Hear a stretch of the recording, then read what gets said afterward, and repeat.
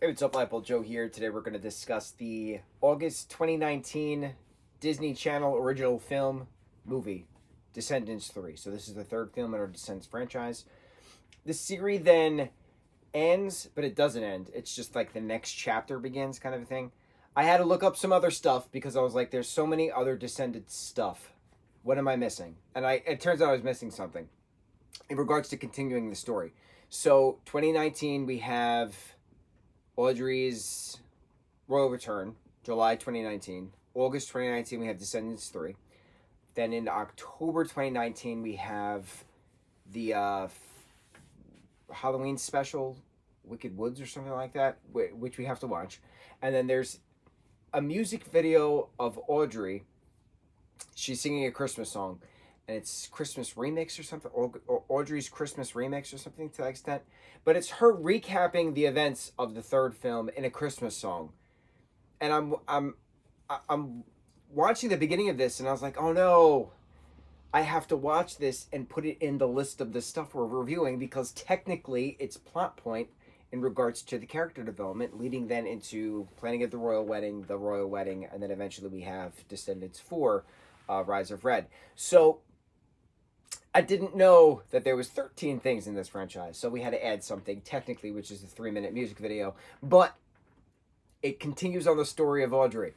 And what the story of Audrey, bro? So this continues on with our cast of characters. I was dreading watching this for the longest time because knowing that this was the last live action of Cameron voice we get as Carlos. And so he revisits his voice for the Wicked Halloween special, whatever it's called. But this was his final Descendants live action project, working alongside his friends, and him passing July of 2019, July 6th, 2019. This coming out August 2nd, August 7th, 2019. Less than a month after his passing. I've talked about this a few times. I remember distinctly watching the premiere. Not watching the movie when it came out. I watched the premiere to see everyone's reactions. How is everyone going to react in regards to this big star-studded event of the third film in a Disney franchise? And it was so hard to watch all his friends and family,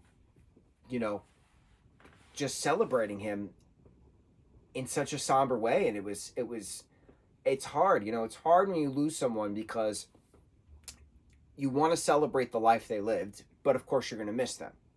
You're going to miss them being with you, being a part of your life. Miss their quirks, miss their antics, shenanigans, whatever, right? You will only have the memories then. And it is different, obviously, within regards to a coworker setting, because when you're growing up with these individuals as well, when you act, those of you who are actors know and understand how this works. Those of you who not, when you are forced into a group of people you've never met before, or you might have known here and there or whatever, and then you spend hours and hours and hours and hours and hours and days and years and just countless time together, you bond. It happens. And so when you're not with that person anymore, when you're not with those people anymore, the energy is gone. It's just a different energy that you're then forced to then change. You have adapted to those around you, to the energy around you. And then when the energy is gone, when the film is over, when the show is done, what happens next? Sometimes those that are lucky can do another project with same individuals, share that same energy again, share that same vim, and it's a great feeling. But when that person that you have so much energy with is gone, what happens next? It's a reset, and it's shocking. So to watch these individuals who've grown with Cam in regards to acting, in regards to personal life, in regards to just projects, watching them saying how incredible he is, watching them say how talented he is, watching them refuse to acknowledge that he's past, that they talk about him in the present, Cam is this, Cam is that, not Cam was this, Cam was that. It's a matter of the reset hasn't started for them, and it's going to be hard to do so. So watching the film, knowing that the core four didn't think obviously any of this would be happening. The core four we're never going to get again in regards to a live action project. This is it. Their last running through the bridge, to get to the Isle of the Lost. That's it. And it's weird watching it, knowing that it's a final. On the flip side, when you rewatch the High School Musical franchise, right? When you watch High School Musical 3, which had a theatrical debut, that was an amazing release. I saw that in theaters. That was wonderful. It's different because the 6 main actors of High School Musical are all still alive. They're married with kids, some of them. They're doing this. Corbin just did a run on Little Shop of Horrors on Broadway as Seymour, which I heard incredible things about. Monique did, and Corbin were in the High School Musical, the series, couple of seasons of that. Like, everybody's been doing so many things, but there's always still the potential for the core 6 to do another somehow High School Musical, because they're all still around. And it's a weird feeling being a High School Musical fan all these years compared to now Descendants fandom, because those that grew up with Descendants can never have that moment that I, who grew up with High School Musical, can still have that moment. It's a weird duality of light and dark. It's a weird duality, and that's what I love about this Descendants franchise, is that Mal gives an amazing speech at the end after, of course, it's revealed Hades is her father, and working with Uma and Gil and Harry. I thought that was really cool, having some of them come off the island to face Audrey, who has turned evil, and she steals Maleficent's scepter and steals the crown, and then puts everybody on Auradon to sleep, and then turns them to stone. Wild, right? Ben beasting out and then having this motocross outfit, which is just my favorite costume of the entire series, no joke. And then to have whoever decided to have him come out of beast form and keep a beard, Mitchell Hope playing Ben, keep a beard and then fangs. The aesthetic of werewolf motocross, even though Beast is not a werewolf, it was something I did not expect and I wanted to see. Didn't think I wanted to see it, but I needed to see it because I can't unsee it. It was such a aesthetic viewpoint from a character development standpoint, and costuming wise and character development and makeup worked so well on Mitch. It worked so well for him as a human, but also for him as the character. And to have that little flirty moment between him and Mal, it was just so entertaining. Having the different character developments, Carlos and Jane throughout, that was cute. Having the different character developments. Lonnie wasn't in this, actually, now that I'm talking about this, because Lonnie was with Jay at the end of the second film. Jay winds up with Gil somehow at the end of the second film, at the end of the third film, which is hysterical. The two of them do a chest bump. Let's go take a gap here and go exploring together. Like, it's adorable. It's cute. Harry saying to Jay what a gorgeous face he has. I like watching guys be comfortable around each other. It's just something you don't often see, so I thought that was very smart. But getting back to my point, Mal makes a big speech at the end after saying that she's going to close the barriers for safety purposes, but then her dad, Hades, Cheyenne Jackson, is brought to the island to help save stuff. She realizes that by closing the barrier, it makes no sense because Audrey was on the good side and she turned bad. And I was on the bad side and I turned good. So it doesn't matter where you come from. There's good always going to be within evil. And there's going to be evil always within regards to good. Light and dark. Good versus evil. Duality.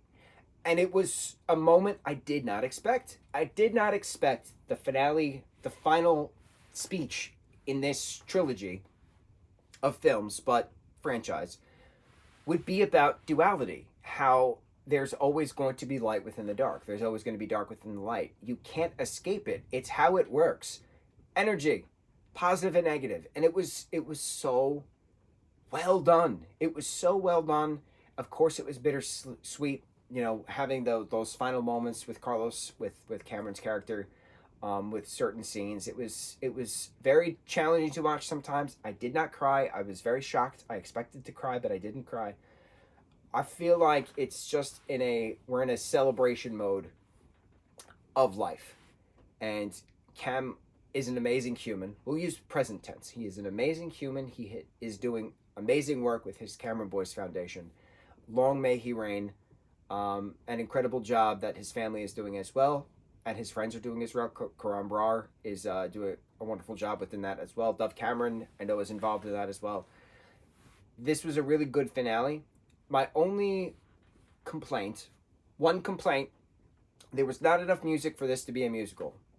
There was, what, 7, 8 songs, if that? There should have been like 14 songs. Way more songs than there was. There was really cool dance battles. My favorite part, aside from the ending of this, favorite part, there was a moment they were in Ben's castle, and they were trying to find Ben, but they couldn't find him. So it was Gil.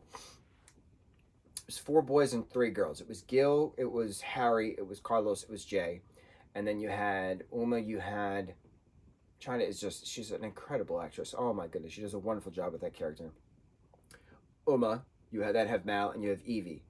Sophia Carlson does an incredible job with Evie as well. They all do incredible jobs. Who am I kidding? So the 4 boys and 3 girls, it felt very Heroes of Olympus, where you had the 7 of the prophecy on the Argo too. And it was just so cool. I was like, oh my goodness, is this what it's going to feel like? You know, Percy Jackson and the Olympians season 6, technically, when we get to the Heroes of Olympus stories. Like, I couldn't believe it. Okay, technically 6, 7, 8. Season 8 would be book 3 of the Heroes of Olympus books, technically, right? So then that's when, like, Argo comes about, and, like, the 7 come together and, like, fight. And, like, bro, I was having flash forwards. I was like, oh my God, I'm going to be this old man huddling under my blanket, cheering on these demigods. Another point I want to make, Mal technically is a demigod, which I didn't think of. Her mom is Maleficent, who's technically a human, but a sorceress, right? But a human. Her dad is Hades. Technically, Mal is a demigod. Technically, Nico D'Angelo is Mal's sister.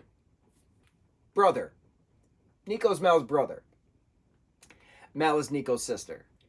Technically, within Disney canon, Dove Cameron's Mal can pop up in the Percy Jackson and the Olympian series. Technically. I ain't saying I want to see it. I'm just saying it can happen. And I'm actually saying I do want to see it. I want to see Mal pop up one day. I want to see her pop up in the Battle of Manhattan, the season 5 finale. I want to see her pop up in the Battle of Manhattan, turn into a dragon. Bro, I will freak the freak out. It would be so cool. But yeah, fun fact in regards to throwing Hades in the mix of this mythology of Descendants. Hades is the god of the underworld, the Greek god of the underworld. And so his son, Nico D'Angelo, now has a sister, Mal, who can turn into a dragon. So fun fact. I hope other people saw that fun fact, those of us who are fans of both Percy and the Descendants franchise. Disney overall, man, it's interesting watching the different franchises come together, because now you can definitely have Mal pop up in the Percy Jackson TV series, without a doubt. Fun facts, little things I noticed. Yeah, costuming awesome, as always. Dancing was awesome. Awesome job, Kenny. Thank you very much, and whoever else helped you with that. I just wanted more music. I wanted more music for a 3rd finale film, but I'm glad it's other stuff has been trickled out. The other TV specials, the Royal Wedding, I think it's like a 22-minute TV special that we're getting to as well. And then Descendants Rise of Red. That's rebooting the franchise. So I'm very excited to see requeling the franchise, because Brandy comes back as Cinderella from 97. So that Rise of Red is a requel, technically. By the Scream definition terms, Rise of Red is a requel. We'll get into that. Descendants 3 wonderful, very well done finale of a film. On to the next review. Mahalo.